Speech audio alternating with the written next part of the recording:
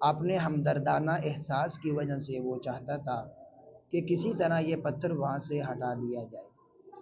ایک بادشاہ اپنے ملک کی سیر کر رہا تھا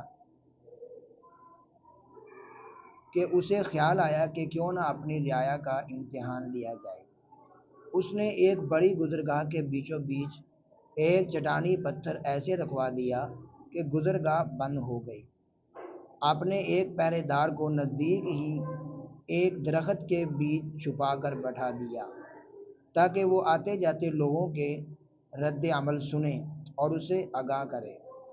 اتفاق سے جس پہلے شخص کا وہاں سے گزر ہوا وہ شہر کا مشہور تاجر تھا، جس نے بہت ہی نفرت اور حقارت سے سڑک کے بیچوں بیچ رکھی اس چٹان کو دیکھا تو اس نے ہر اس شخص کو بے حد و حساب باتیں سنائی جو اس حرکت کا ذمہ دار ہو سکتا تھا۔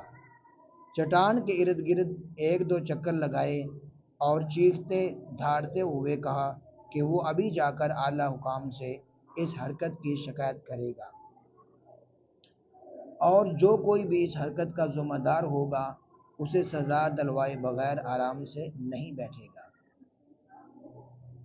اس کے بعد وہاں سے تعمیراتی کام کرنے والے ایک ٹھیکیدار کا گزر ہوا۔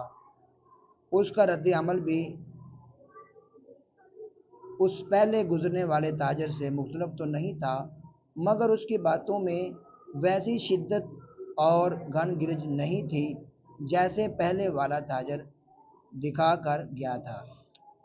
آخر ان دونوں کی حیثیت اور مرتبے میں نمایاں فرق بھی تو تھا۔ اس کے بعد وہاں سے 3 ایسے دوستوں کا گزر ہوا جو کام کاج کی تلاش میں نکلے ہوئے تھے۔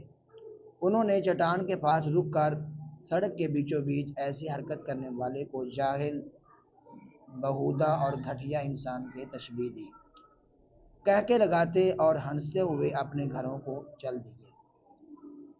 اس چٹان کو سڑک پر رکھے 2 دن گزر گئے تھے کہ وہاں سے ایک مفلوج الحال اور غریب کسان کا گزر ہوا۔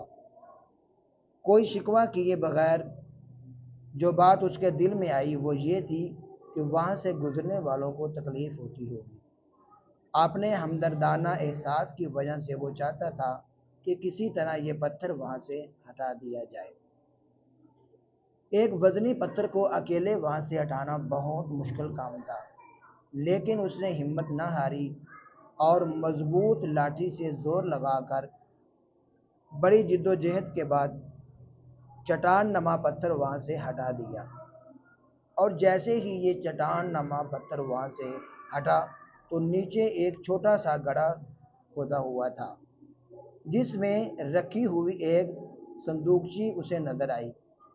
کسان نے کھول کر دیکھا تو اس میں سونے کا ایک ٹکڑا اور خط رکھا ہوا تھا جس میں لکھا تھا کہ حاکم وقت کی طرف سے اس چٹان کو سڑک کے درمیان سے ہٹانے والے شخص کے نام، جس کی مثبت اور عملی سوچ نے مسائل پر شکایت کرنے کی بجائے اس کا حل نکالنا زیادہ بہتر جانا۔